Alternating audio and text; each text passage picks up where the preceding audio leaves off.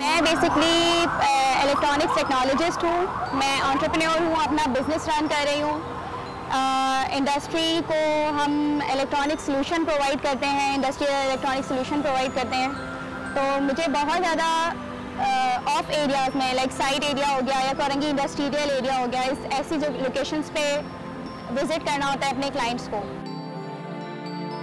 Scooty चलाने का ख्याल इस तरह आया कि मैं जॉब करती थी पहले और अब मैं अपना काम करती हूँ।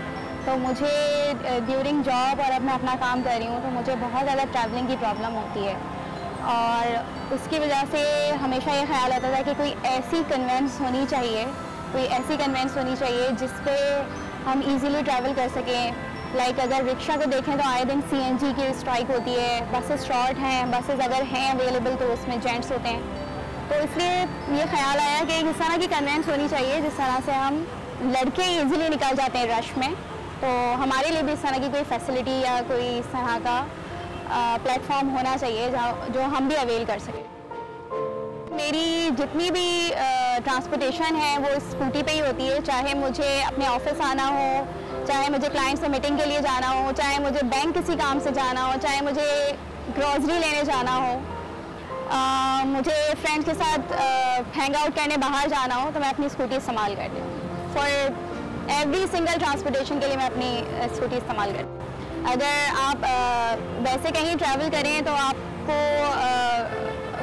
किराया देना पड़ता है, जबकि इसके अंदर अगर आप 100 रुपीज़ का या 200 रुपीज़ का पेट्रोल डलवाते हैं तो आई थिंक आप इसमें 120 किलोमीटर्स आराम से चल सकती है ये। स्कूटी का ऑपरेशन तो मैंने 15 मिनट्स में सीख लिया था, इट्स वेरी इजी।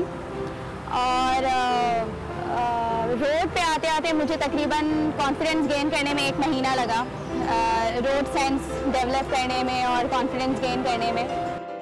जब शुरू में निकलते हैं, जिस वक्त हमें स्कूटी चलाने पर भी मतलब इतना कंट्रोल नहीं होता, अपनी स्कूटी पे भी इतना कंट्रोल नहीं है, तो उस वक्त बहुत ज़्यादा कॉन्शियस होते हैं।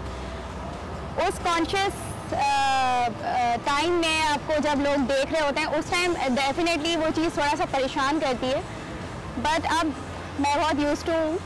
अगर दूसरे लोग परेशान होकर देखते भी हैं तो ये obviously it's very general thing, क्योंकि ये कॉमन नहीं है और जो भी चीज़ कॉमन नहीं होती लोग उसको बहुत मायूब नज़र से देखते हैं। तो इट्स ओके अगर देखते भी हैं तो, लेकिन बहुत सारे लोग इसको अप्रिशिएट भी करते हैं।